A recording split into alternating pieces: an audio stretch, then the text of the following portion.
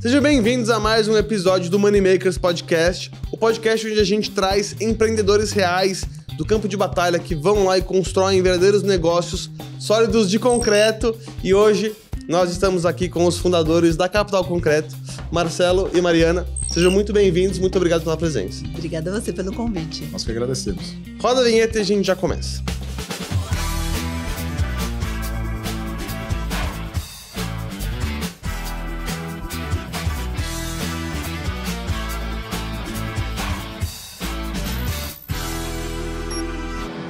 Então, pessoal, muito obrigado pela presença de novo. Prazer ter vocês aqui conosco. Queria começar explorando um pouco da história de vocês.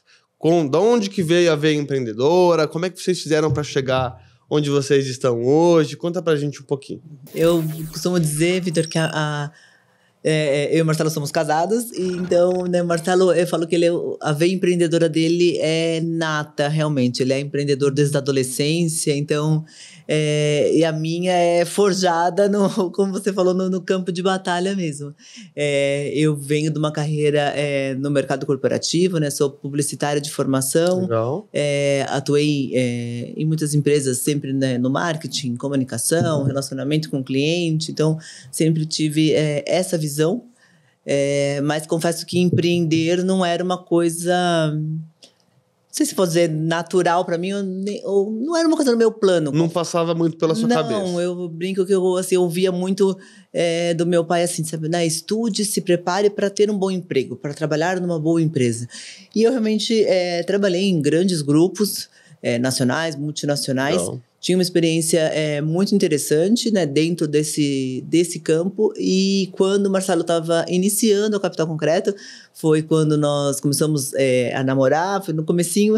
E chegou um ponto da empresa que ele falou, né, Mário, eu preciso abrir uma frente marketing, comercial, estruturar vendas. Você não quer vir? Aí eu falei, vou pensar, né? E nisso ficou, né? Negociei também a minha saída na empresa que eu trabalhava na época, para ser uma transição tranquila para todo mundo, e fiz.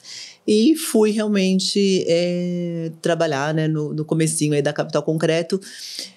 Mas confesso que acho que nada teria me preparado para o que é o realmente empreender. Muito boa essa sua fala, porque... E até eu mesmo passei por isso. Quando eu fui abrir minha primeira empresa, eu antes trabalhava no banco, lá no JP Morgan, e eu lembro que eu fiquei, eu acho que quase 2 anos me preparando emocionalmente para dar aquele primeiro passo e pedir as contas. E foi algo que eu fiquei remoendo ali. Ai, será? E tal. Então, é difícil, né? É muito diferente, né? O que a gente tem dentro de uma... Né, imagina mesmo a sua experiência, assim, né, de uma corporação assim tão grande, já tão estruturada. Eu falo... eu sempre brinco, até hoje, quando eu falo, eu sinto falta do cara da impressora. Porque eu trabalhei em empresas que tinha uma central de atendimento, de suporte, né? Diz que um para tal, diz que dois... E hoje, tipo, no começo, ainda era assim, Marcelo, acabou a tinta da impressora. E a resposta, né? E tava certo e respondeu, né? Tem que ir comprar. Vai lá na Calunga. Exatamente. Né? Não assim, no começo de uma empresa... O empreendedor é zero glamour, né? E muito mais, vai lá na Calunga. Exatamente. E você, Marcelo, já estava atuando antes no mercado de construção civil? Não. Minha história é um pouquinho mais longa do que da Mari, né? Comecei a trabalhar com 9 anos como lavador de carro. 12 anos fui promovido a office boy. Tive um avanço na minha carreira. E o ano que vem eu completo 30 anos como empresário. Tenho minha primeira empresa com 18 anos. Tenho 4 faculdades. Uma eu fiz de ciência da computação. Uma época que não existia internet. Uma época que não existia Windows. E as outras 3 faculdades foram as 3 quebras que eu vivi nesses 30 anos. Já quebrei 3 vezes. E acho que essas 3 foram as maiores faculdades que eu tive nessa minha carreira de 30 anos. Então, comecei com 18 anos montando uma empresa de informática, onde eu me formei em ciência da computação. Costumo dizer que eu não tenho faculdade, né? Embora tenha essas 3 da quebra, mas a faculdade real mesmo não tenho, porque imagina estudar informática no momento onde que não existia internet nem Windows, né? Então, acho que não valeu de nada a minha faculdade. Para você jovem que nasceu com um iPhone na mão, As coisas eram bem diferentes. Inteligência artificial, hoje nós temos um monte de ferramentas aí que nos ajudam, mas na minha época não tinha nada disso. Trabalhei como programador, fiz sistemas de rede, instalação, de infraestrutura, e tive algumas empresas, e há 15 anos estou no mercado da incorporação imobiliária. Legal. Essas 3 empresas que você falou, essas suas 3 faculdades, todas eram no setor de informática? A primeira era de informática, a outra era eu estava dando... Quando eu tive a primeira quebra na informática, eu entendi o que eu tinha feito de errado e fui dar consultoria para recuperar empresas, né? E aí eu entendo que essa foi a segunda, que eu cuidei de uma empresa que estava já quebrada, que não era minha. E a terceira foi quando eu comecei na incorporação, que fui trabalhar numa incorporadora de um amigo, e essa incorporadora quebrou por conta do banco ter quebrado. Então foi... mais azar. Foi mais azar ainda. Imagina um banco. O banco não é todo dia que quebra um banco, né? Mas eu entrei numa empresa onde essa empresa era financiada por um banco que ia bancar a primeira obra dessa incorporadora, desse meu amigo, e o banco quebrou na metade da obra. Putz. Então tá, vamos lá. Bastante coisa na história deles aqui. Então, na primeira foi de informática, certo? Qual que você acha que foi, sei lá, o principal erro, o principal aprendizado dessa sua história nessa primeira empresa? Foi o despreparo, né? Eu tinha 18 anos, estava longe de ser um empreendedor, de ser um empresário, né? Enquanto meus amigos estavam saindo à noite, curtindo a vida, eu estava ali já lidando com o contador, com o imposto de renda, né? Vários desafios que eu nunca fui preparado para ocupar, né? Meu pai me deu 2 opções quando eu fiz 18 anos. Filho, você quer estudar fora do país ou quer montar uma empresa? Né? Eu tenho dinheiro para uma coisa ou para outra. Eu falei, eu quero montar uma empresa. E aí, assim, eu montei a empresa, mas sem ser empresário. Existe uma diferença, né? Você montar uma empresa e ser um empresário. Hoje eu tenho clareza sobre isso, né? E hoje, inclusive, a gente prepara pessoas para se tornar CEOs. Nós temos um braço educacional no nosso grupo de empresas que transformam empresários em CEOs. Né? Então, é bem diferente uma coisa da outra. Mas na época eu só tinha 18 anos, não tinha nenhum preparo para isso. Então, ali foi o despreparo que me fez quebrar. Né? Depois que eu entendi o que eu fiz errado, fui dar consultoria para empresas que estavam com dificuldade, né? Estavam beirando a falência, beirando a quebra, e fui explicar para os empresários o que eles não poderiam fazer, que era o que eu fiz na minha primeira empresa. E o que foi exatamente assim que você mais via, o que você realmente identificava ali do principal erro, problemas? O desarranjo financeiro, né? O que quebra uma empresa é falta de fluxo de caixa. Muitas vezes a empresa trabalha com uma lucratividade baixa, mas ela se suporta, ela consegue prosperar. Mas quando ela tem um desalinhamento de fluxo de caixa, é o que faz... Tem 2 coisas que faz a empresa quebrar. Falta de fluxo de caixa e briga de sócios. Essas 2 coisas que levam... Qual que é a mais comum, na sua opinião? Aí eu acho que tá beirando 50%, um pouquinho para um lado, um pouquinho para o outro, mas eu acho que... Falta de fluxo de caixa é a principal. Entendi. Uma empresa pode ser altamente lucrativa, mas se faltar fluxo, ela quebra. Eu acrescento até que acho que a falta do fluxo de caixa pode ser justamente uma falta de preparo técnico, vamos dizer assim, né? Em termos de administração, de finanças. E a briga de sócios pode ser justamente a falta do preparo emocional. Né? E eu ia até perguntar, a briga dos sócios muitas vezes é causada pela própria falta do fluxo de caixa, né? Sim. Por causa que coloca mais pressão no negócio, né? A pressão sobe e aí ainda... Justamente, a exigência desse preparo emocional, dessa mentalidade também sobe. Né? Mas eu acredito mais ainda no desalinhamento de propósitos e de mentalidade. Fala mais sobre isso. Um pouco mais sobre hoje a gente entende muito sobre frequência, né, do ser humano. A gente estuda muito sobre inteligência emocional, programação neurolinguística, mentalidade, mindset. Isso aí é o que suporta, porque antes de um bom profissional tem uma boa pessoa. Né? Tem que ter um CPF forte para suportar um CNPJ. Então, se a pessoa não tiver um preparo emocional, né, não souber lidar com as adversidades do dia a dia, né, não souber engajar a sua equipe, ela não vai conseguir ir muito longe. Tem um ditado que diz que quer ir rápido, vá sozinho, quer ir longe, vá bem acompanhado. Né? Então, se não tiver esse alinhamento, se não tiver uma liderança bem consolidada, uma cultura estabelecida na companhia, eu não acredito num crescimento no longo prazo. Né? Isso faz total sentido. Até na minha própria experiência, na minha primeira empresa, que eu basicamente era um braço educacional de investimentos para pessoa física, eu não tinha sócio, era eu sozinho, eu tinha poucas pessoas trabalhando comigo, eu fazia grande parte de tudo, e eu tinha muita pressa de aprender, de conseguir crescer, de estar em todos os lugares, e acho que isso me atrapalhou bastante. Já aqui no Velotax, que aí eu tenho o Eduardo, que toca mais a parte de produto, tecnologia, tudo mais, fez total diferença. Mas, assim, milhões de vezes. E quando eu comecei, eu nem pensei em ter um sócio. Mas ele deve ser bem diferente de você, né? E a gente tende a buscar iguais, né? Sim. E aí não tem crescimento, aí não tem provocação, aí não tem... não provoca a gente no dia a dia para o raciocínio, né? A gente começa a ter muitas certezas, e quando a gente tem muitas certezas, a gente para de pensar, né? Nessa jornada de autoconhecimento, eu busquei trocar muita certeza por dúvidas que me deixam incomodado, que me faz trazer ao chão o raciocínio para que... Porque se a gente estiver fazendo as mesmas coisas, é impossível a gente ter resultados diferentes, né? Então, quando a gente troca um pouco das certezas por dúvidas, a gente começa a raciocinar novamente sobre um determinado assunto. Isso aí gera crescimento.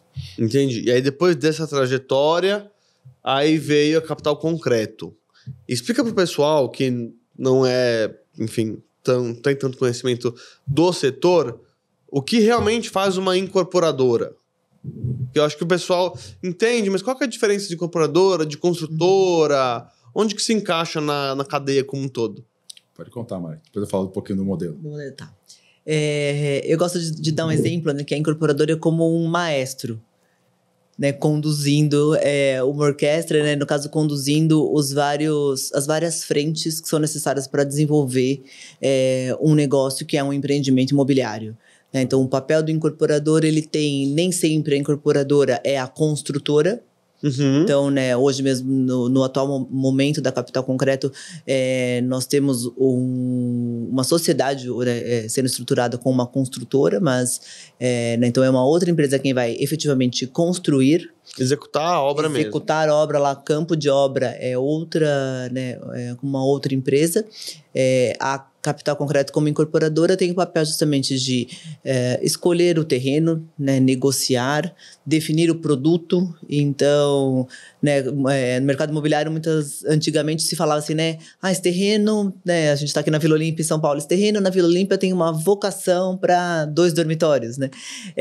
Hoje, ninguém, né, o mercado não trabalha mais dessa forma, sim, com dados, né, com conhecimento. Então, a incorporadora também é responsável por justamente fazer pesquisa de mercado, definir justamente qual é esse produto. Então, né, esse terreno pode parecer bom para 2 dormitórios, mas a pesquisa pode indicar que ele é um alto padrão, um apartamento de 500 metros quadrados. Entendi. Né, e assim por diante. Então, é quem justamente estrutura, é o responsável por toda essa estruturação, desenvolvimento do produto, né, contratação aí desses diversos fornecedores, como a construtora, entrega, pós-venda, né, acaba sendo uma responsabilidade. E a parte também seria equivalente também a uma parte de corretora também, no sentido de que comunicação com o cliente, apresentação, isso quem faz é a incorporadora também, ou não? Você diz na hora de vender os apartamentos, a incorporadora tem o papel também justamente de coordenar isso. Então, podem ser contratados parceiros, como imobiliários, como, né, grandes redes imobiliárias locais, dependendo do tipo de produto. Né, no caso da Capital Concreto, como a gente trabalha com modelo para investimento imobiliário, né, que é uma completa. Então, a gente tem também alguns outros modelos diferentes de trabalhar nessa hora de apresentar oportunidades de investimento ao mercado. Entendi. Então, existe uma confusão, né, bem grande. E quando eu vou me apresentar assim, o que você faz? Eu falo, eu tenho uma construtora, né? Porque as pessoas não entendem o que é incorporadora, o que é construtora. E aí depois, quando eu vou explicar, fala assim, não, eu falei que eu tenho uma consultora, mas na realidade eu tenho uma incorporadora, né? Eu idealizo o projeto, eu compro o terreno, eu entro com funding, eu faço tudo isso e contrato uma construtora. Aí a pessoa fala assim, tá, então você só faz o projeto, você só idealiza e quem constrói é a construtora. Falo, não, também não. E aí vem a confusão, né? Porque nem a construtora constrói. A construtora contrata empreiteiros, né? Sim. Empreiteiros, então temos empreiteiros de fundação, temos empreiteiro estrutural, temos empreiteiro de instalações, né? De hidráulica, elétrica. Então, assim, é muito fragmentado o negócio imobiliário. Né? Então, que nem a Mari falou, então vocês vendem? Não. Quem vende é uma imobiliária. No caso, nós temos a nossa imobiliária, que vende nossos produtos. Né? Então, assim, é bem separado as caixinhas no ramo imobiliário. Entendi. Então, vê se a minha leitura está correta. A incorporadora é como se fosse ali realmente a parte de inteligência, a estratégia por trás do lançamento que vai acontecer. Exatamente. E aí tem os outros, vamos chamar ali de outros fornecedores ou prestadores para fazer isso acontecer. Tem um arquiteto, né, que faz o projeto da fachada, da distribuição do empreendimento.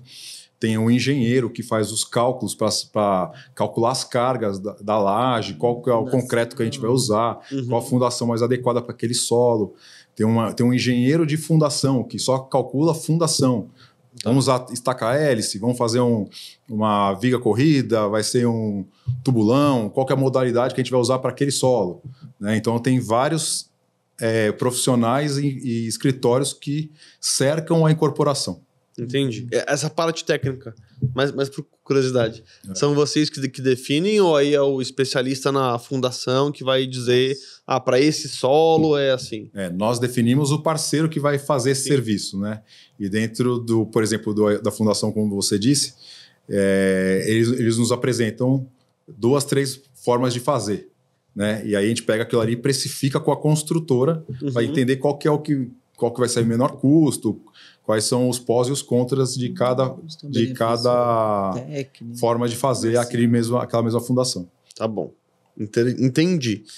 Legal. Agora eu quero entrar num ponto que aí se vocês também puderem esclarecer, mas que eu acho que esse mercado de construção civil como um todo, acho que é um dos poucos mercados de forma mais, sei lá, concreta mesmo, que ele vende algo que ele ainda não tem, certo? Certo. Então, conta pra gente como que são as etapas, só para o pessoal que está assistindo entender, e isso eu fui entender na primeira vez que eu fui vender meu primeiro curso, que todo mundo pensa, poxa, mas se eu vou vender uma caneca, eu tenho que ter uma caneca. Senão como é que eu vou vender uma caneca se eu não tenho ela? Sim. Isso não funciona, não é assim que funciona na construção civil. Então explica melhor as etapas, e aí depois eu quero traçar alguns paralelos para o pessoal também poder, às vezes, achar que eu quero abrir um novo negócio, não necessariamente você tem que ter todo ele pronto, né? Você pode... Ô, Vitor, eu vou te explicar um pouquinho como funciona o mercado imobiliário, tá? Depois eu vou falar algumas características que fazem com que a Capital Concreto se diferencie das demais incorporadoras. Por favor. Tá bom? Quando a gente vai vender uma coisa que não existe, por exemplo, como você acabou de falar, né? Você chega lá, tem um terreno, vai vender um apartamento que o prédio não existe ainda. Você olha lá, só tem um terreno. Às vezes tem uma casa antiga ainda, né? Então, para a gente desenvolver um empreendimento imobiliário, primeira coisa, a gente desenvolve o projeto, submete à prefeitura. A prefeitura aprova esse projeto, a gente entra com um registro de incorporação no cartório de registro de imóveis daquela região. Por que é feito dessa forma? No registro de imóveis, a gente vai protocolar o projeto que a gente vai executar, juntamente com todas as características de acabamento, de tudo como a gente vai entregar. Tá bom. Porque a gente está vendendo uma coisa que não existe. Né? Então, isso aí chama RI, Registro de Incorporação. Tá. Sem esse registro de incorporação, é proibido vender um apartamento. Então, quando se abre um plantão e começa a vender para o público, né, vender um apartamento que ainda não existe, é necessário que exista esse registro de incorporação. Se não existir o registro de incorporação, é um crime. Entendi. Tá? Então, ali é o que vai estar... o registro de incorporação é um documento público que qualquer pessoa tem acesso e consegue enxergar o que vai ser... O que está sendo prometido vai ser executado. Tá? Aquilo é o que assegura a pessoa que está comprando. Esse é o padrão de mercado. Quando você vê um plantão na rua, é assim que funciona. O que nós fazemos na Capital Concreto, nós nos denominamos a incorporadora do investidor. E a Capital Concreto fez 10 empreendimentos nesses 8 anos e nunca pegou R$1 nem de banco, nem de fundo de investimento. Como que a gente faz isso? Convidando as pessoas para desenvolver esses projetos juntamente com a gente. Então, nós criamos contratos de sociedade em conta de participação, que o pessoal chama de SCP, onde existe 2 sócios nesse contrato. Sócio ostensivo, que é sempre a incorporadora, e sócio participante, que é o investidor que põe dinheiro e tira dinheiro. Então, ali, ele entra junto com a gente logo quando a gente adquire o terreno, ou quando a gente está fazendo o projeto, a gente chama esses investidores em momentos estratégicos do nosso negócio. E ali ele participa da operação de incorporação. Então ele se torna como se fosse um incorporador junto com a gente. E ali, em vez de ele comprar no plantão de vendas, né, como a maioria compra, lá ele vende no plantão de vendas. Entendi. Porque ele é um incorporador, assim como a Capital. E dessa forma me permite fazer as operações sem que eu tenha que ir ao banco buscar o dinheiro. Porque quando você vende um apartamento no lançamento, lá no plantão, normalmente as pessoas pagam 20%, 30% do valor do apartamento no período de obra e depois financia 80% em 35 anos. Sim. Né? Então, esse fluxo de 20%, 30% não supre o custo da obra. Por isso que as incorporadoras vão lá e buscam dinheiro com os bancos. Entendi. Né? Então, os bancos eles assumem todos esses recebíveis, esses 20%, 30%, só que eles liberam mais dinheiro do que recebem porque tem que custear a obra. Então, qual que é a operação da Capital? A gente permite que as pessoas ganhem no lugar do banco. Porque no final do dia, quando o banco empresta o dinheiro para uma incorporadora, de quem que é o dinheiro? Não é do banco, são dos investidores, certo? Sim. Então, o nosso modelo, a gente não tem o banco, a gente tem direto. Então, pega essa margem que na prática acaba ficando para o banco. Exatamente, e entrega direto para o dono do dinheiro, que é o investidor. Então, ele entra com a gente, né, num período de projeto, onde ainda não tem um RI, mas a gente não vende apartamento para ele. A gente permite ele ter um percentual do negócio, do empreendimento. Ele vira sócio mesmo. Daquele empreendimento. Entendi. No mercado imobiliário, a gente abre SPS, Sociedade de Propósito Específico, para cada empreendimento. Para que um empreendimento não contamine o outro. Então, cada SPE é como se fosse uma empresa normal e tem uma contabilidade, tem um caixa, tem toda uma administração segregada de uma da outra. Então, o Vitor pode entrar numa sociedade de conta de participação do R496, por exemplo. Um projeto nosso. Esse eu vou perguntar depois para você. Né? Mas você não está no The Loft Butantã, por exemplo. Entendi. Que é outro empreendimento. Por exemplo, o R496, ele foi feito dessa forma. Sim, todos os empreendimentos nossos. Todos eles são feitos assim. Forma. Entendi.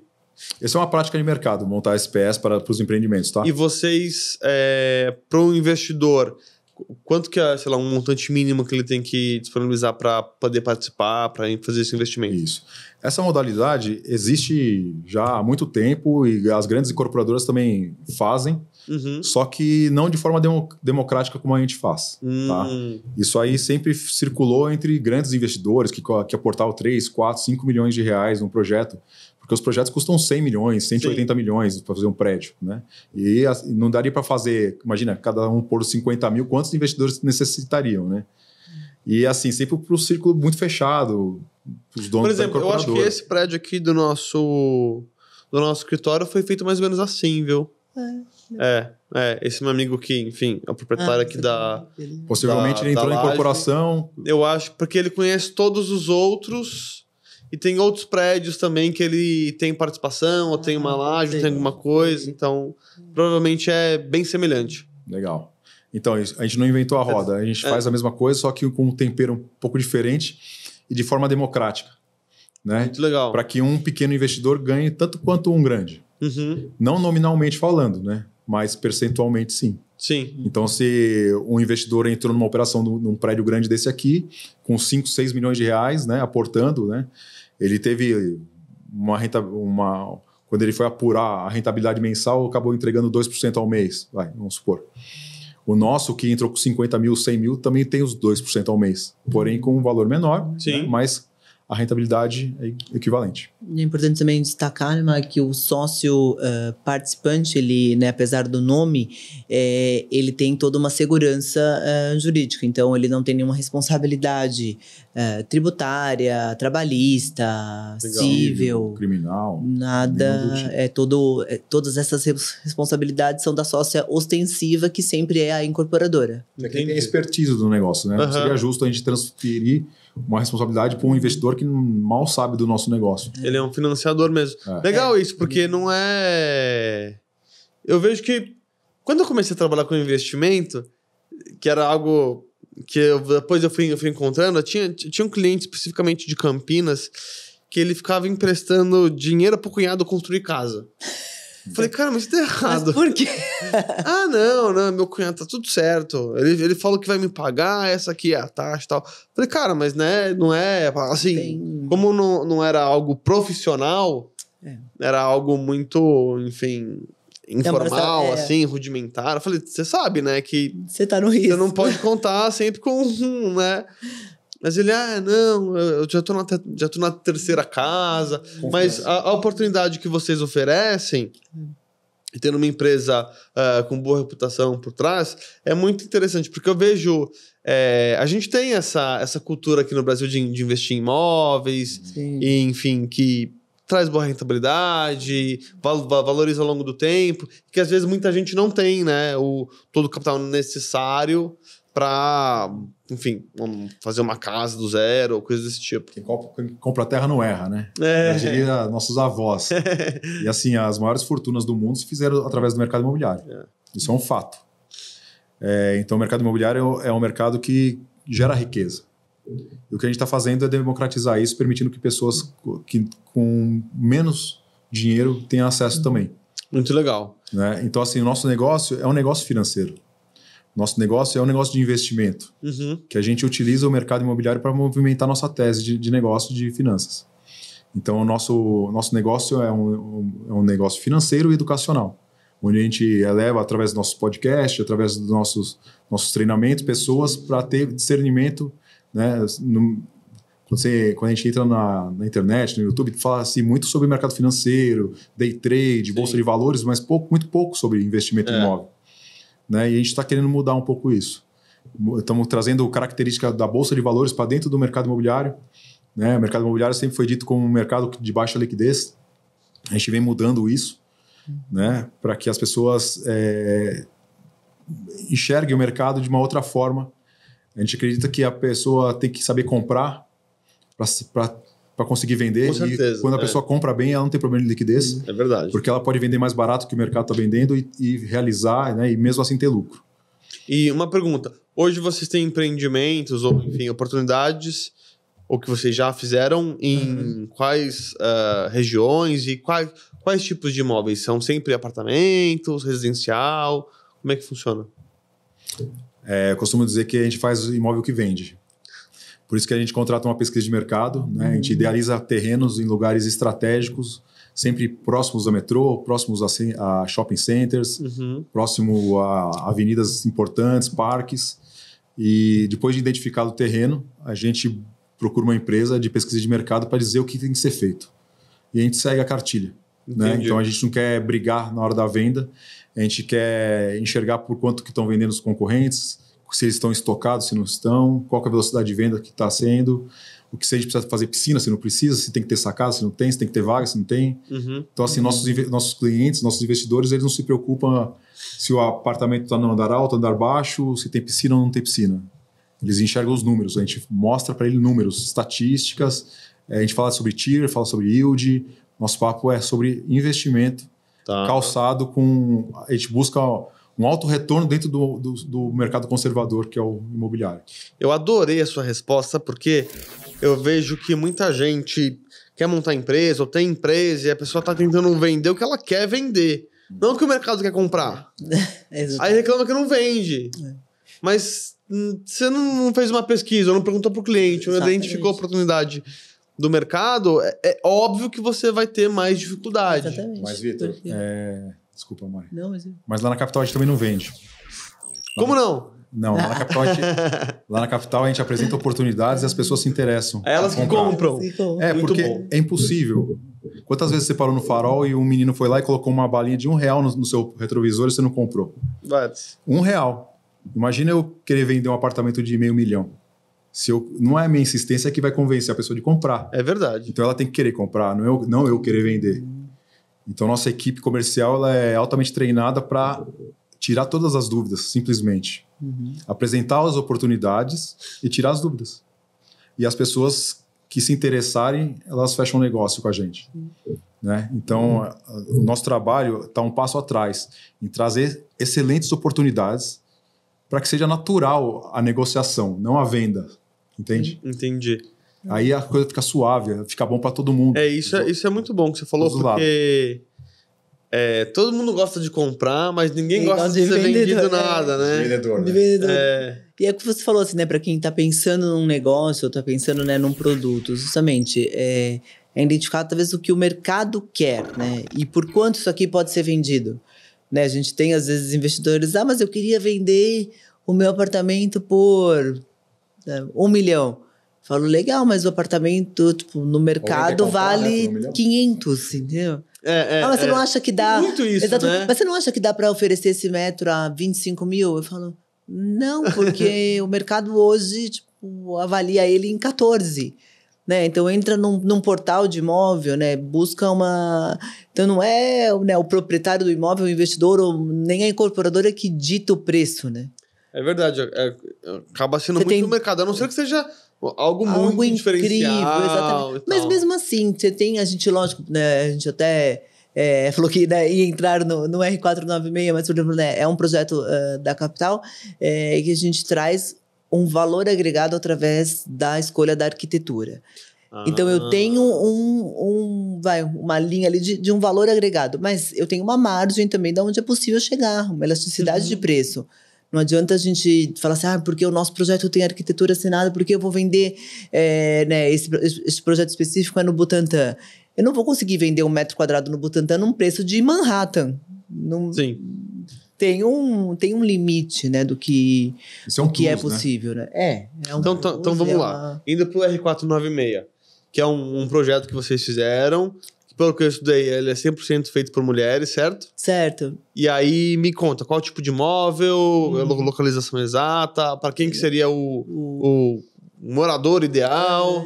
O R496 é um projeto, né? Falei, ele é acho que o querido desse ano e da capital. A gente começou essa iniciativa no começo desse ano. Eu e mais um grupo de mulheres, todas do mercado imobiliário. Sei que uma delas já esteve aqui também. Sim, a Sofia. A Sofia. Então, né, nós, cada uma já atua, né? Então, tem uma engenheira, uma mentora de investimentos também para mulheres. Então, é um advogado, um grupo, né, que a gente já atua, né? Eu uni os papéis que nós já fazemos, né, nesse grupo para trazer uma iniciativa diferente dentro da capital. E aí começou o R496, então ele é um empreendimento nosso que está localizado no Butantã, literalmente atravessando a rua é o metrô, né? Então entra justamente nessa nossa tese de buscar um terreno, né, hiper bem localizado e aí trazer um produto que possa ter como resultado uma alta rentabilidade. Legal. Então a gente está em fase de desenvolvimento arquitetônico, a gente já fez algumas rodadas de abertura para sócios investidores. Elas estão acompanhando com a gente. Eu falo, e tem um dado que acho que é o que eu mais gosto de contar sobre o R496, que na base histórica da capital a gente tinha em torno de 12% de contratos assinados por mulheres. No R496 a gente tem 40%. Olha, subiu bem.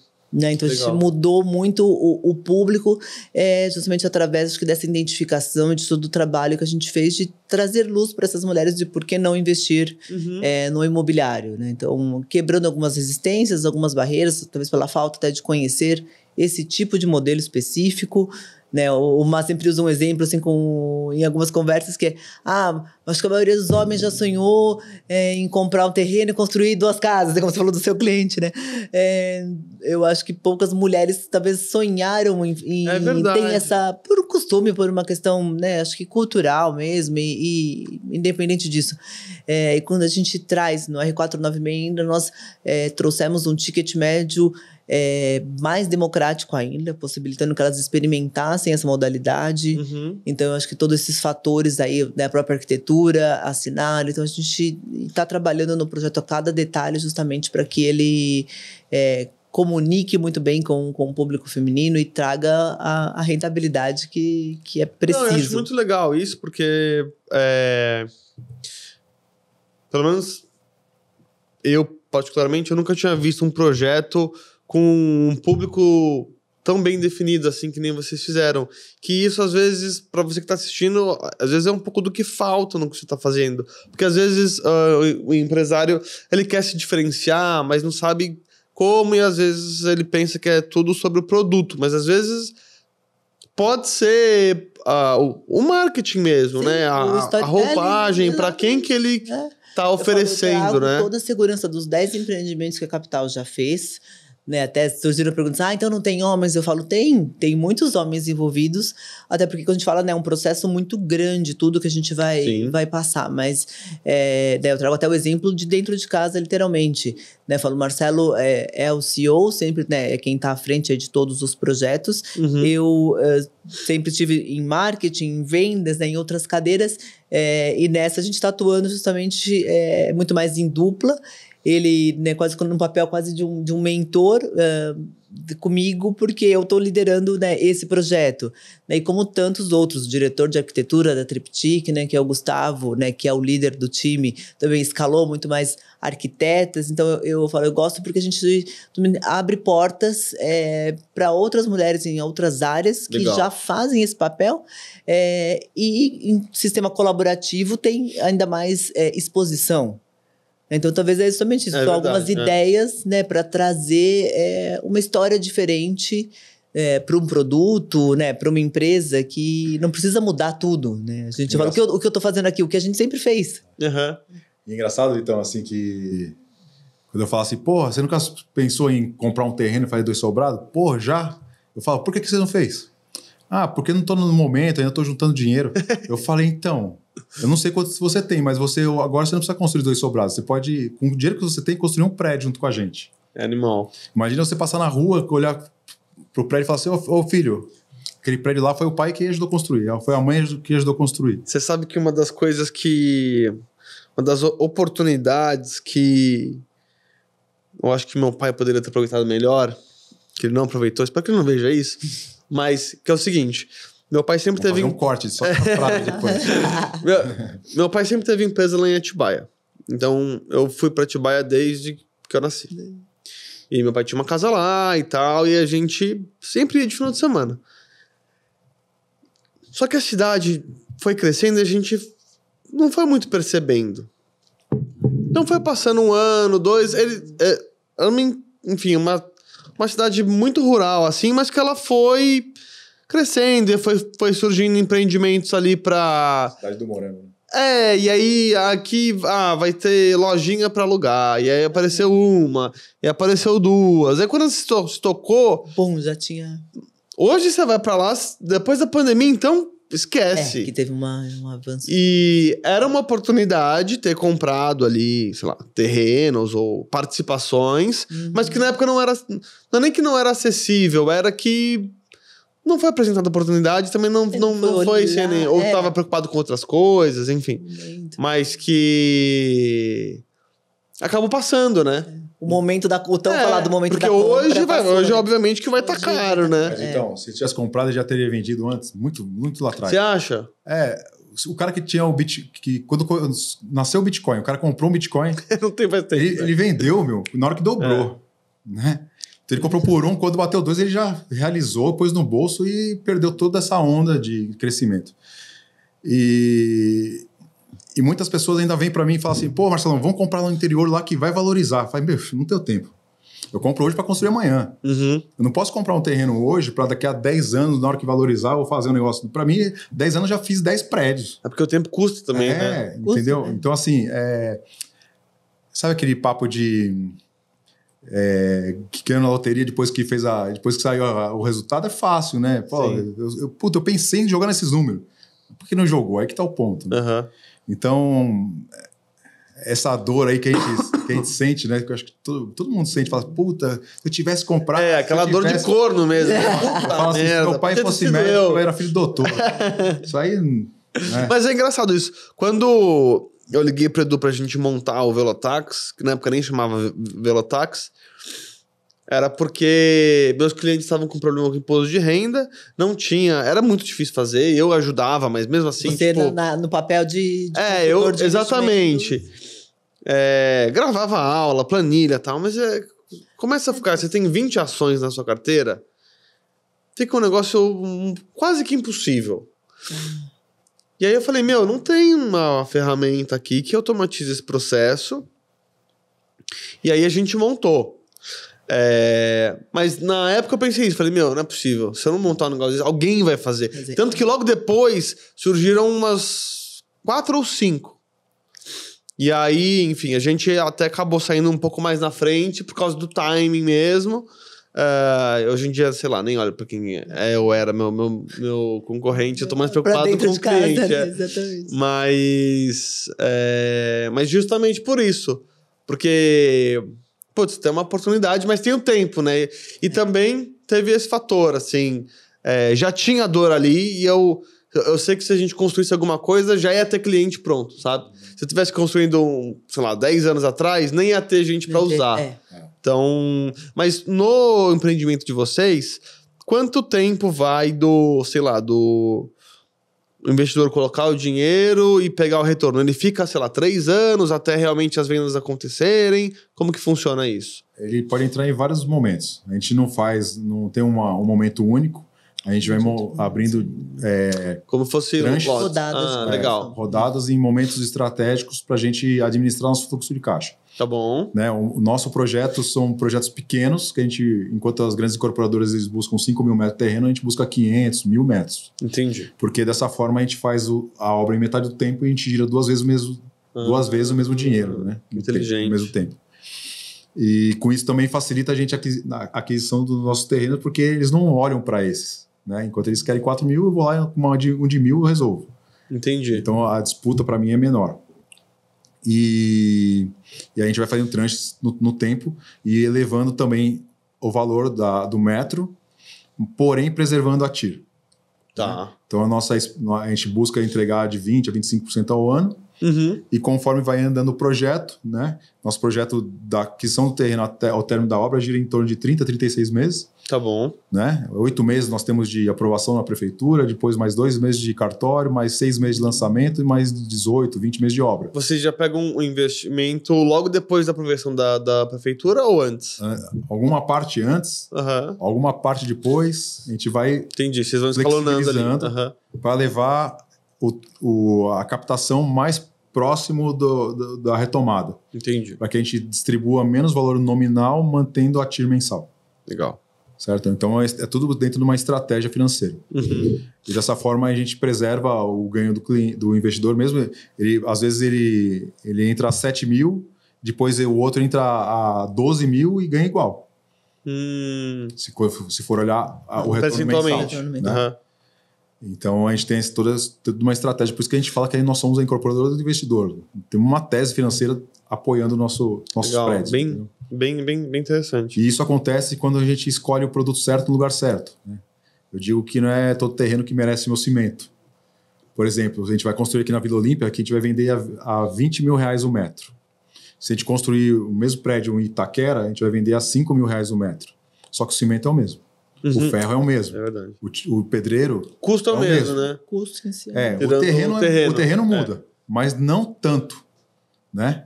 Até porque em regiões mais sofisticadas ou mais procuradas, com mais apoio de transporte, a prefeitura nos incentiva através do zoneamento. Então aqui, por exemplo, na Vila Olímpia, a gente pode construir 4 vezes o tamanho do terreno. Em alguns lugares mais afastados, permite construir 1 vez, 1,5 vezes, 2 vezes o tamanho do terreno. Entendi. Então, se a gente pagar o dobro do terreno aqui, a gente está pagando o mesmo valor, porque aqui a gente tem um potencial dobrado para construir. Não sabia disso. Então, e quando a gente distancia o custo da obra para o custo da venda, gera-se um gap, que onde a gente tem a lucratividade e consegue entregar também para os nossos investidores. Então, ou seja, a gente tem que estar atento à localização e fazer o produto certo dentro dessa localização. E quando a gente traz assinatura, traz uma grife ou traz um design para fachada, para todo o empreendimento, a gente gera valor para o mesmo cimento que vende lá no posto baixo, né? Um projeto sofisticado, no Cidade Matarazzo, hoje se comercializa a R$100 mil o metro. Caramba! É o mesmo cimento que foi feito onde se vende a R$5 mil o metro. Né? Então, por quê? Porque tem um valor agregado que não é tangível em relação ao custo efetivamente, né? Mas a percepção de valor. Então, a gente coloca a grife, a gente coloca algumas coisas que fazem com que o preço do metro quadrado seja melhor, mais bem vendido, né? E tem pessoas também querendo comprar e pagar aquele preço. E o valor é alto porque tem gente que topa pagar. Exatamente, né? E vocês mencionaram a parte da liquidez. Se o investidor, sei lá, ele fez investimento lá no início, aí passou um ano, aconteceu alguma coisa, ele quer pegar o retorno dele de volta. Ele consegue daí vender para um outro que está interessado em entrar nessa segunda fase? Ele tem essa saída? Ele consegue transmitir para um outro, ou ele consegue vender no lançamento, né? Essas metragens que ele tem, onde a gente nem começou a construir o prédio ainda. Entendi. Não é ali que as incorporadoras vendem? Ele também é um incorporador junto com a gente, ele é um sócio do projeto, então ele também vende. E se comprou bem, por exemplo, vamos supor que a gente vai lançar aqui na Vila Olímpia a R$20 mil o metro. Ele entrou lá no começo do projeto a 9. Né? Você acha que ele vai ter problema de liquidez? Né? Se ele falar assim, eu vendo de 20, eu aceito por 15, ele consegue. Na hora vai vender. Né? Então, assim, cadê o problema da liquidez? Entendi. Então, se comprou bem, não tem problema de liquidez. Muito interessante. Muito interessante. Gostei bastante. Fala um pouquinho sobre os desafios do negócio de vocês, porque eu entendo que, assim como qualquer empresa, você tem várias caixinhas, várias áreas. No caso de vocês, tem prazos bem estabelecidos. Como é que funciona toda essa parte da gestão como um todo e daquilo que você tinha mencionado antes, Mariana, sobre contratar pessoas, cultura, um pouquinho antes até da gente começar. No bastidor aqui, né? Eu acho que, né, a Capital é uma empresa jovem, né? Então a gente tem aí 7 anos de mercado, né?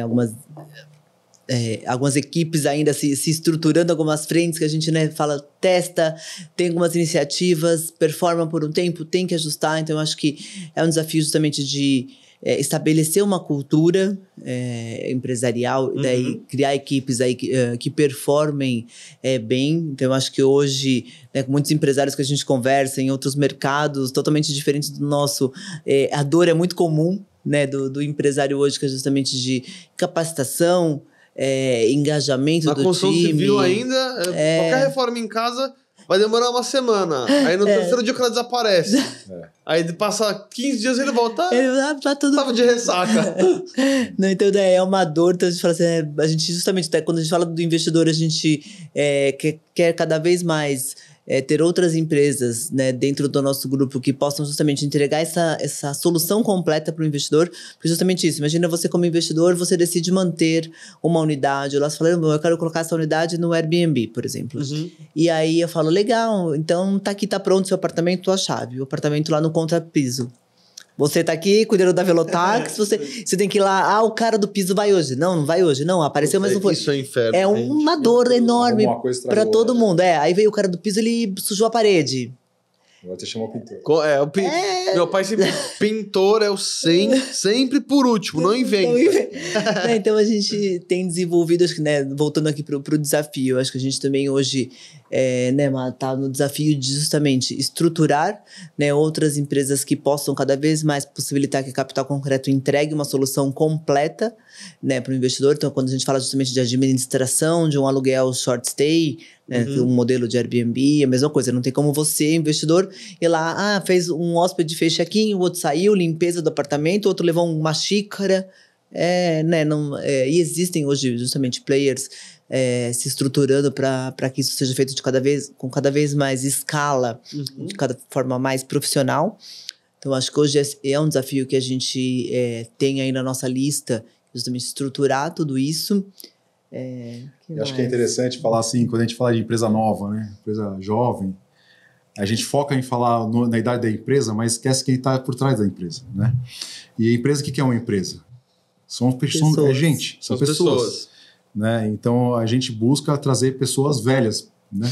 Com experiência. Experiência para né? acontecer mais rápido. A Capital tem 7 para 8 anos, mas eu tenho 30 como empreendedor. Né? A nossa CFO hoje foi diretora de banco em Nova York. Legal. O nosso CEO do nosso grupo de empresas, nós temos uma hold que não é só que tem a Capital, mas temos outras empresas que circulam a Capital, né? O Baran foi o vice-presidente mais novo do mundo da Oracle, né? Da SAP. Ele vendeu o primeiro unicórnio brasileiro, que foi o 99 Tax, por 1,3 bi de dólares.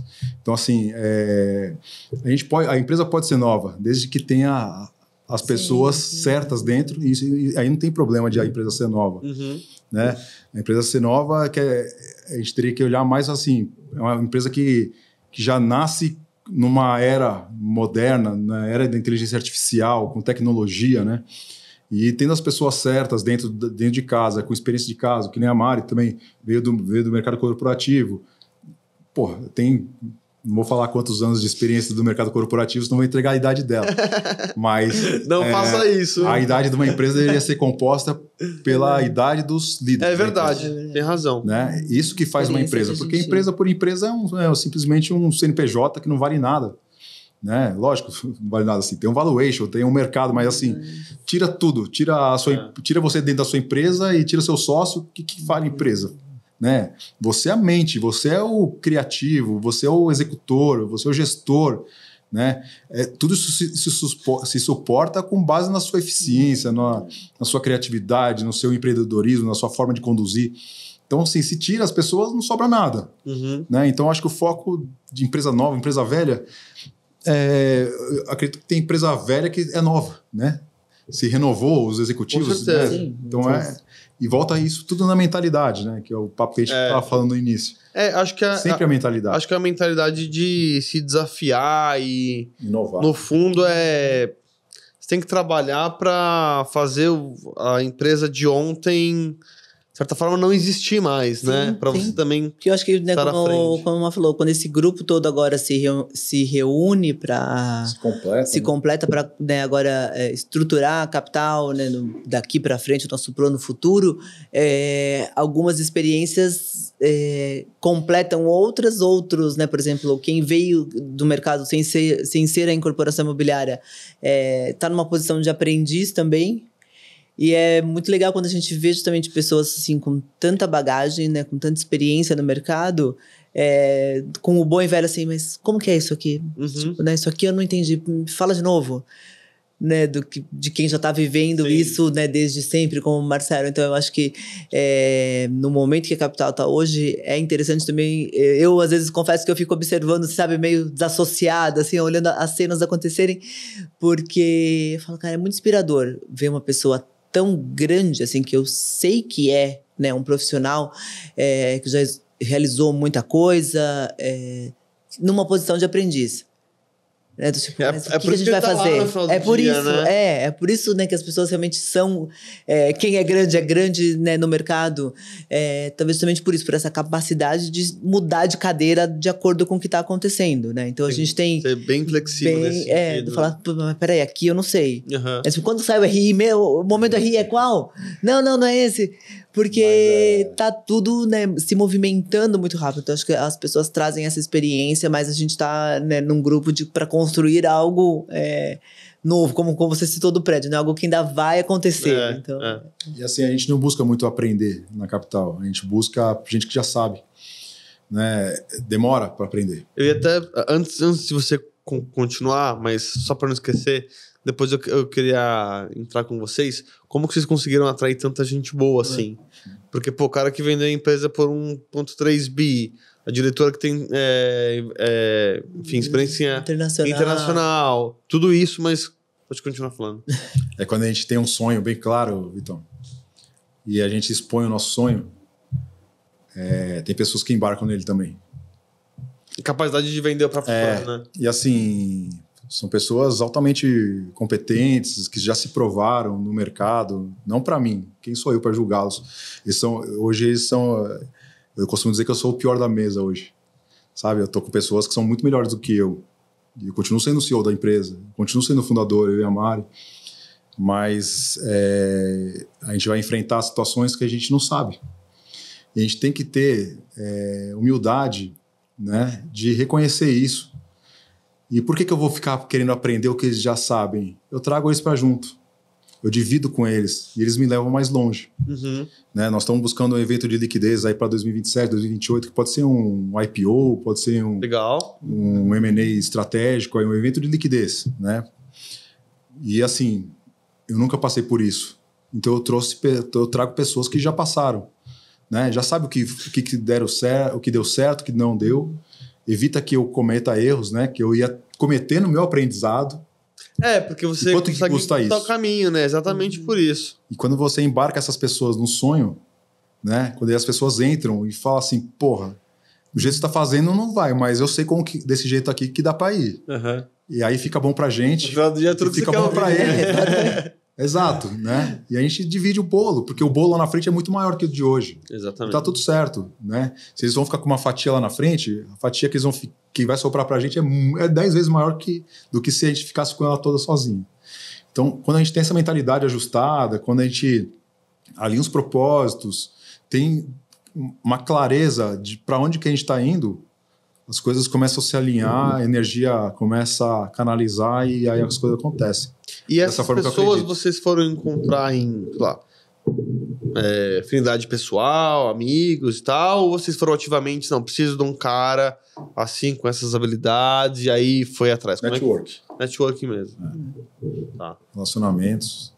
No próprio grupo de mulheres, eu falo, a Lisa, que é a mentora de investimentos, nós trabalhamos juntas no corporativo. Uhum. O restante das meninas eu já havia conhecido em alguns eventos de networking. E nisso foi...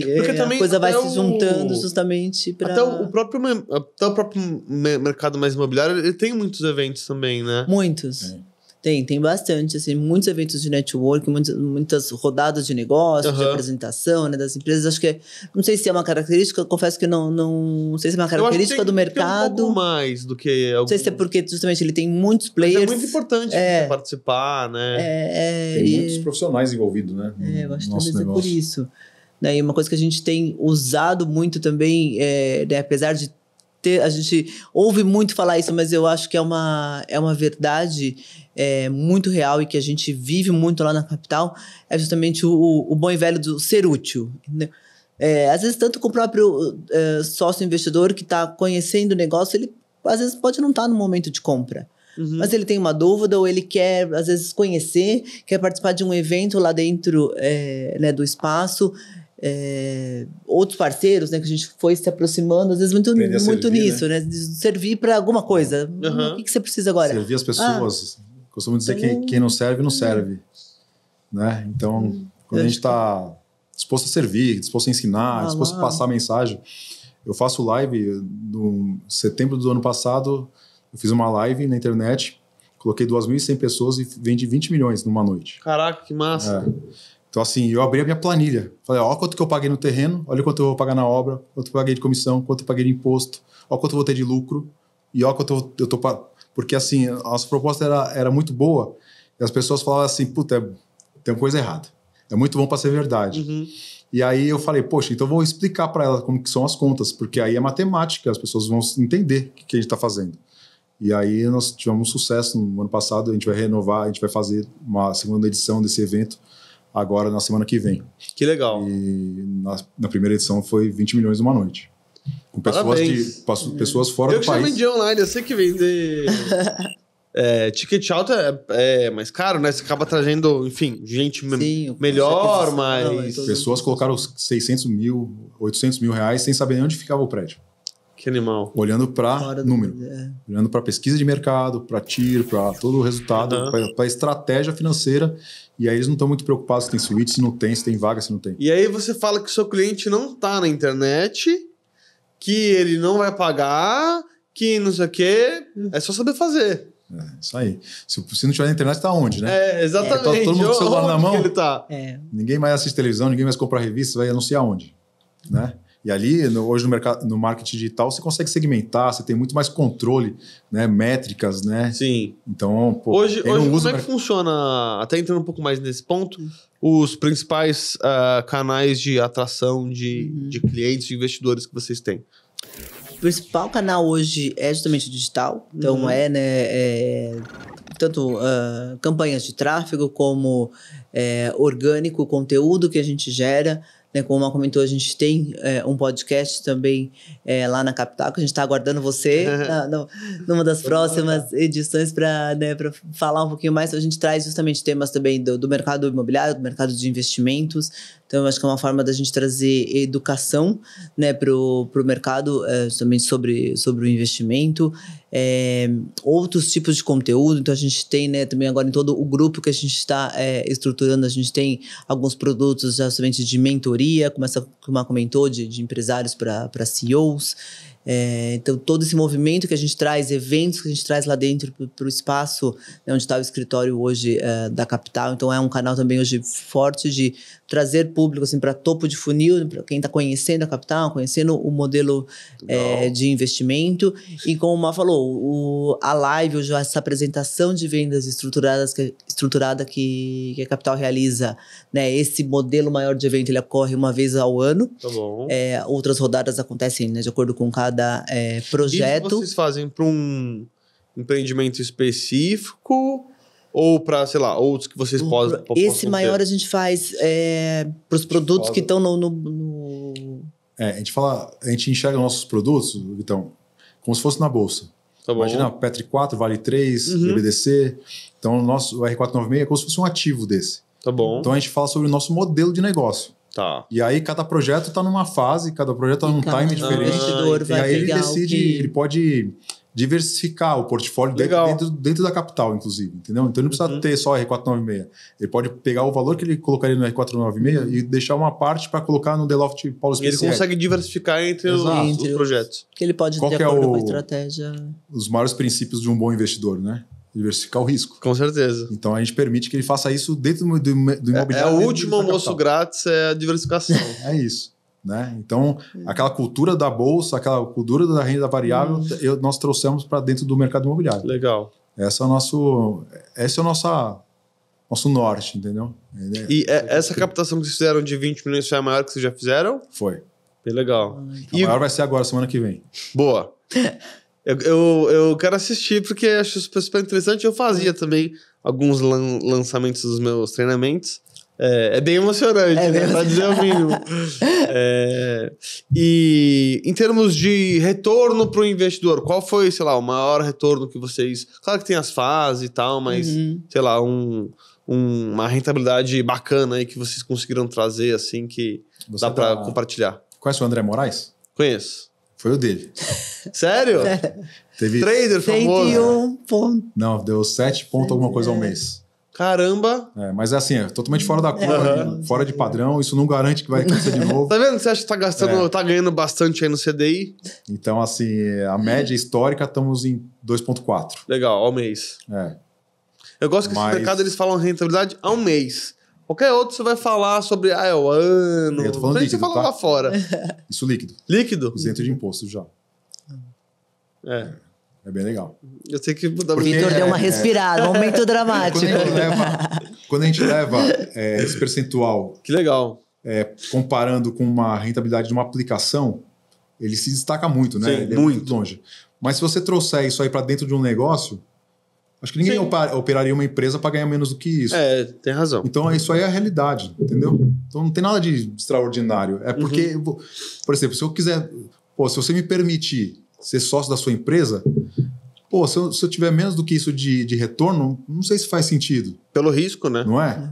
Então, é isso que a gente faz. Então, assim, não tem nada de surpreendente. É que a gente permite que acesse a nossa empresa e faça junto. Né? Se você me permitisse que acessasse a sua empresa e eu ganhasse dinheiro junto com você, eu acredito que seria mais ou menos algo parecido. Então não tem nada de diferente. Eu até tinha uma pergunta para vocês que era justamente sobre patamar de taxa de juros, como é que isso afeta ou não afeta, mas eu acabei não perguntando porque entendo que o investimento que vocês oferecem é atrativo bastante para que isso Não, claro, o CDI a 2% fica ainda muito mais atrativo. Muito legal. Aí eu vou remanejando, eu aumento minha margem e diminuo porque eu não tenho preciso de... A atratividade cai, né? Sim. Então, quando hoje a Selic está mais alta, eu tenho que pagar um prêmio maior, né? Porque para ele topar tirar o dinheiro da XP e pôr o dinheiro na capital. Sim, sim. Tem um preço para isso, né? E eu precifico isso. A Selic caindo, eu posso baixar o meu também, que continua sendo atrativo. Aí aumenta a minha margem nominal. Em relação a esse próprio mercado em si, o que vocês veem de, sei lá, de futuro em termos de, sei lá, o tipo de imóvel ou a própria demografia brasileira, as pessoas têm mais cachorro do que filho? Como é que tem de inovação, assim, ou de tendência? Eu acredito muito, né, até discuto esse produto já há alguns anos aí para que a gente olhe para ele, talvez num futuro médio prazo, que seriam, né, eu gosto de chamar de senior livings, assim, que seriam prédios com uma vocação para um público de terceira idade, mas trazendo serviço, trazendo coisas interessantes, né? Não nada daquele modelo casa de repouso, né? E sim um modelo justamente de comunidade, né? De pessoas vivendo sozinhas, né? Porém não pertencendo a uma comunidade, né? Legal. Então, um senso de pertencimento, um senso justamente de trazer tanto uma estrutura de saúde quanto uma estrutura social, né, justamente de convivência. Eu acredito que é uma tendência para o Brasil quando a gente fala dos próximos anos no mercado imobiliário.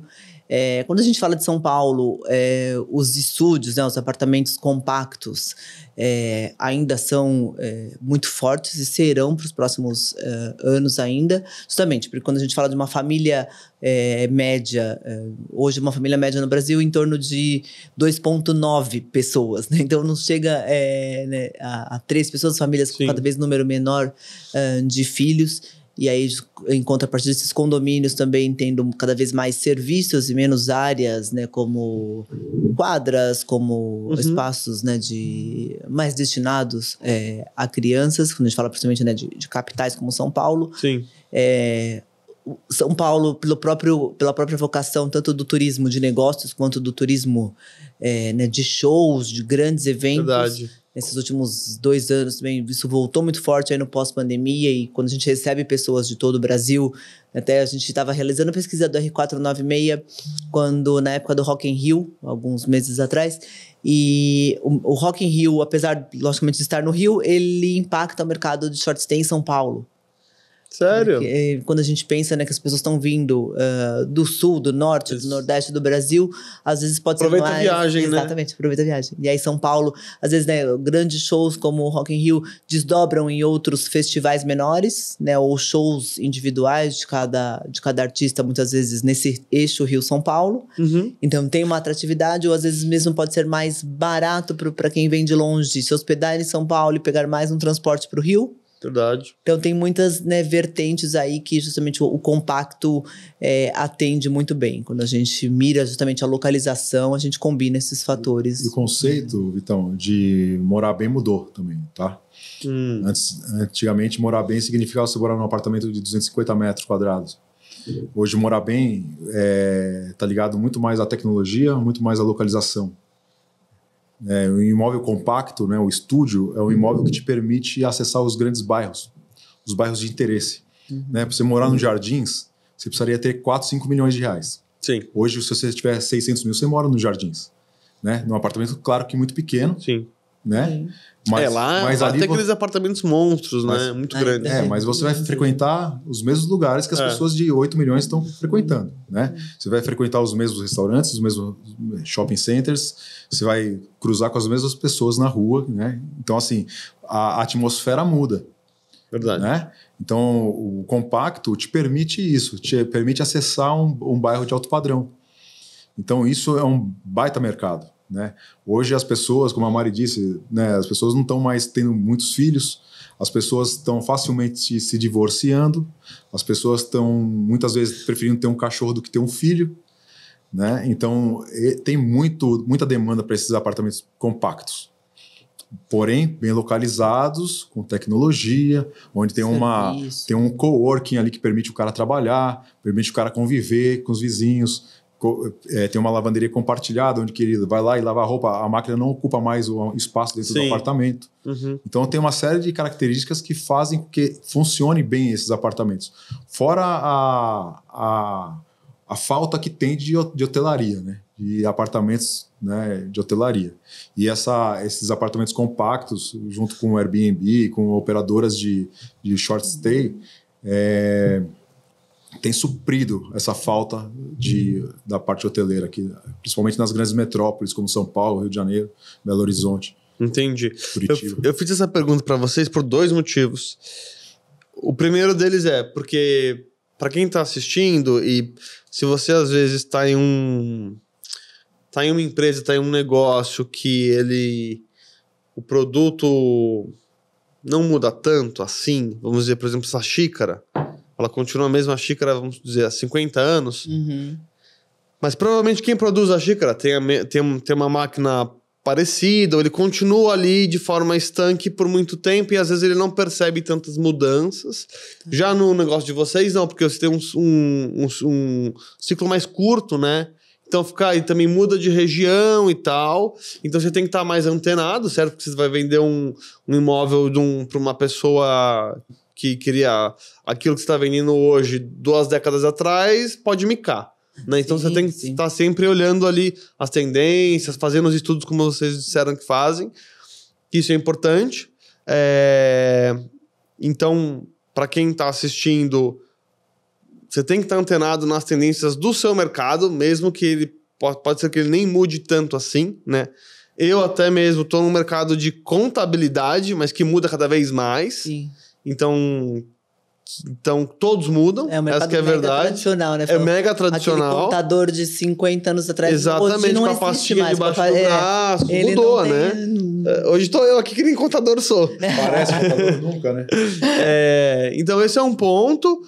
E o outro ponto é, vocês estão ali trabalhando diretamente com a mudança do estilo de vida e da estrutura demográfica e familiar, que no final do dia acaba impactando todos os outros negócios. É a forma que você pede comida, que você vai no mercado, que você trabalha, que você cria família ou não, né? Se relaciona com a própria família, viaja, não viaja, então...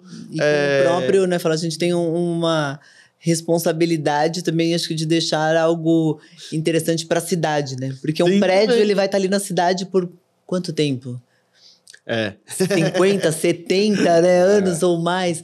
Então, tem um impacto no entorno também muito grande. Né? Eu costumo dizer que o apartamento, o prédio, é como se fosse o computador, né? Antigamente era um computador gigante. Hoje nós temos um computador na palma da mão, né? Que tira foto, inclusive, né? Faz ligação. Faz tudo. Hoje uma coisa que faz é ligação. Né? Mas tira foto, manda mensagem, recebe e-mail, acessa as redes sociais, faz uma série de coisas dentro de um aparelho único. Então, isso eu trago para o imóvel, sabe? Né? Então, hoje nós temos um sistema operacional dentro do prédio, né? Operando o prédio, né? Controlando a entrada, saídas. Muitas vezes a gente não precisa nem ter porteiro mais. Né? Nós temos uma portaria virtual à distância, uma central de monitoramento que está controlando não aquele prédio, mas uns 4, 5 prédios ao mesmo tempo. Então, isso é muito smart, né? Assim, mudou muito. Então, o conceito de moradia, de morar bem, acho que está bem descolado do que era antes. É interessante ver essas coisas mudando bastante, né? Quando você falou morar bem, me veio logo em mente, eu lembro que eu era pequeno, eu e meus pais, a gente morava, e o meu irmão, a gente morava em um apartamento pequeno, eu tinha 80 metros, eu dividia quarto com meu irmão. E aí meu pai subiu na firma, e aí a gente foi morar num apartamento de 200 e pouco. E aí eu lembro que meu pai tava super feliz, assim, tipo, nossa, sou o maior vencedor que tem. Cada filho tem um quarto, cada um fica no seu quarto, não enche o saco. Mas que era um conceito que, pô, naquele momento era o ápice, né? E que mudou, né? Exato. Mudou bastante. Agora eu vou passar por uma parte do nosso papo de perguntas um pouco mais rápidas. Bora. E aí vocês podem responder individualmente. Tá. Começando, nesse tempo empreendendo para vocês, qual foi a coisa mais importante que vocês aprenderam? Parou ímpar? Pode começar. Posso falar? Pode, você começa. Tá. O que eu mais aprendi é que você tem que escolher com quem que você anda, com quem que você vai fazer esse rolê todo. Né? Se você tiver que escolher entre dois funcionários, um que traz um ótimo resultado, porém não segue a cultura da empresa, e o outro que segue a cultura da empresa e traz não um resultado equivalente ao outro funcionário, fique do lado do cara que tem a cultura. O cara que não tem alinhamento, ele é como se fosse uma pessoa remando o barco para o outro lado. Né? Então, um cara que é altamente performático, se ele tiver desalinhamento, ele te leva para trás, porque se remar para o lado errado, ele vai te puxar fortemente. Tem razão. Então, cultura, alinhamento de propósito, para mim, na empresa é fundamental. Muito bom. E para você, Mari? Eu acho que eu traria faça o que tem que ser feito. O empresário, muitas vezes, não faz. Muitas vezes não, acho que quase nunca, né? Faz só o que gosta. Né? Diferente, quase nunca. É diferente quando a gente está, talvez, no corporativo. Eu sou o marketing, né? Então eu olho para o marketing, não quero nem saber a contabilidade da empresa, né? Nem tenho essa obrigação, justamente. O empresário, não. A gente tem que realmente olhar cada pedacinho. Isso aqui não é... Isso aqui não é minha praia, eu não entendo de contabilidade, né? Eu tenho que entender, pelo menos, o mínimo para saber se o contador está fazendo certo ou se quando eu recebo um documento eu posso assinar, devo assinar ou devo questioná-lo. Então, hoje eu acho que isso nesse tempo é um aprendizado que eu trago hoje. Legal. Próxima pergunta. Na carreira de vocês, não precisa ser necessariamente empreendendo, mas qual foi, para cada um de vocês, o maior tombo, a maior dificuldade que vocês enfrentaram? Como que vocês saíram dela e o que vocês aprenderam? Acho que eu trago uma coisa que aconteceu há muito tempo, quando eu era estagiária, e eu estava naquela coisa de estagiário querer ser efetivada. Eu queria convencer a minha chefe na época de que eu merecia, porque eu isso, eu aquilo, e não fui efetivada naquela ocasião, e demorou muito para eu entender o porquê. Né? E naquela época foi injusto, isso só acontece comigo, e todo aquele drama de quem é jovem, mas hoje eu vejo porque eu estava muito preocupada em resolver o meu problema e não o dela. Entendi. Se eu tivesse resolvido o problema dela, ela teria resolvido o meu. Né? Mas o foco, então, acho que o foco às vezes não é a nossa dor, né, como profissional, ou da nossa área, ou da nossa empresa. Talvez é resolver a dor do cliente, resolver a dor de um parceiro, resolver a dor de um colega de equipe. Isso sim pode trazer um resultado para o todo muito mais efetivo, e aí com isso a gente se torna profissionais muito mais relevantes e muito mais indispensáveis dentro da organização assim como um todo. Legal, gostei. E para mim, assim como na minha primeira empresa, que eu era inexperiente, a gente tende sempre a tentar crescer, aumentar o faturamento, vender mais, né? E a minha empresa quebrou de tanto vender. Sério? Então, assim, vender muito às vezes quebra uma empresa. Se não tiver adequação de fluxo de caixa. Fluxo de caixa. Eu conversei sobre isso ontem, que eu participei do podcast do Carlos da Cedo Seguros, e a gente conversou um pouco sobre isso, mas acontece, né? Vender também custa, né? Vender também quebra empresa. Vender também quebra empresa. Legal. Muito bom, acho que aprendizados únicos que é só na prática que a gente vê, né? E agora, indo para o campo um pouco mais filosófico, se vocês tivessem que dar um único conselho de empresário para empresário, qual conselho vocês dariam? Eu acho que um pouco na linha do que o Má falou, justamente se cerque de pessoas leais.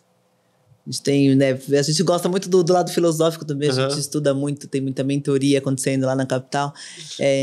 Eu acho que o conceito de lealdade ele é muito amplo. Quando eu falo em lealdade, leal a princípios, leal somente a pessoas, a empresa.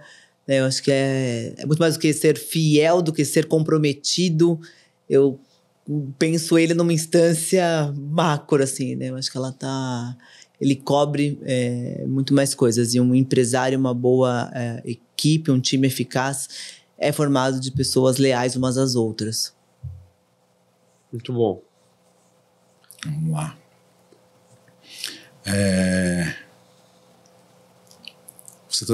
Que a gente tropeça nas pedrinhas, não na montanha.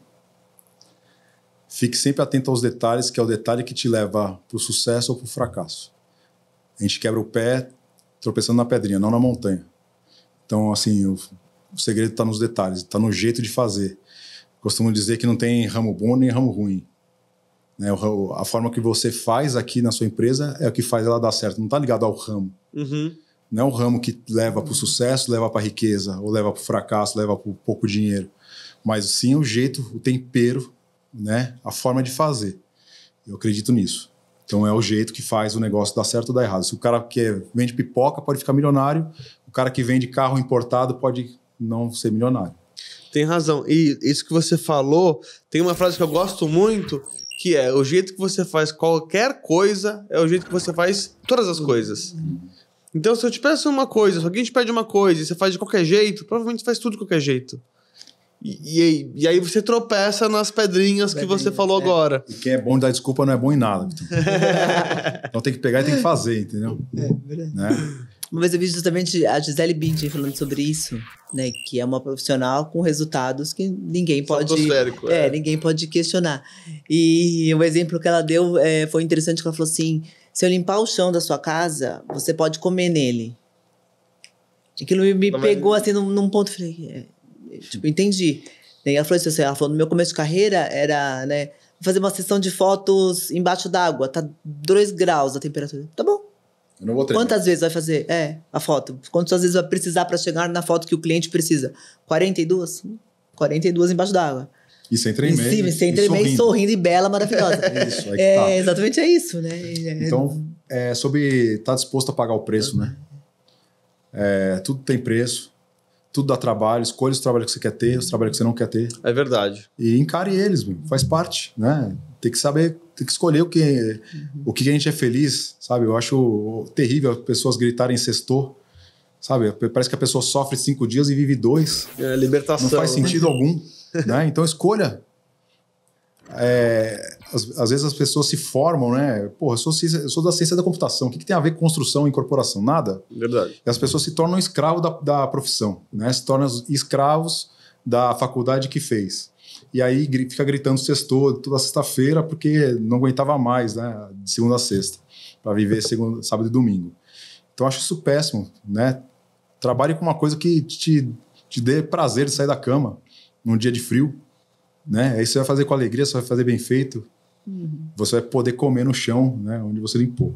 Acho que esse é o recado da Gisele e eu compartilho com esse pensamento aí. Eu sou muito feliz no meu trabalho, eu adoro fazer o que eu faço. Trabalho, talvez a nossa empresa tenha resultado porque cada dia para mim é 3 dias, porque eu trabalho 18 horas por dia. Eu ia completar justamente com feliz. isso. Eu ia falar assim, e não é que é fácil, não é que... porque... tá tranquilo agora. Falei, pelo contrário. Os desafios vão só aumentando. Exatamente, vão só passando de fase. Eu brinco e falo, Marcelo, quando ele começa alguma coisa, eu falo, lá vai ele começar outra coisa, porque ele, realmente, né, é dele, e não é que é fácil, que não tem problemas. Pelo contrário, né? A coisa só aumenta de tamanho, só aumenta de responsabilidade, mas é justamente isso, o desafio tá feliz, tá indo, 18 horas, 11 horas, não tem mesmo. Eu falei, vem pra casa, né? Vem descansar, porque não tô indo, mas eu sei que é isso, né? Falei, e o nosso time, né, funciona dessa forma. A gente tem que proibir as pessoas de trabalhar. Né? A gente expulsa as pessoas, porque elas querem ficar até meia-noite, 2 da manhã. Às vezes eu briguei com ele, com os nossos sócios, eu falei, vocês estão indo pra balada, fala a verdade pra mim. Eu falei, porque eu vou embora, vocês ficam mais 5 horas, é meia-noite, brincando. Mas eu sei que eles estão lá e estão numa boa. Lógico, estão cansados, estão estressados, sim, mas estão o dinheiro vem realizando o que querem também. Mas não pode ser simplesmente pela grana. Todo mundo quer. Todo mundo quer ter as coisas, todo mundo quer buscar o dinheiro. Não tem problema nisso, mas não pode ser por isso. Né? Isso tem que ser na consequência do bom trabalho.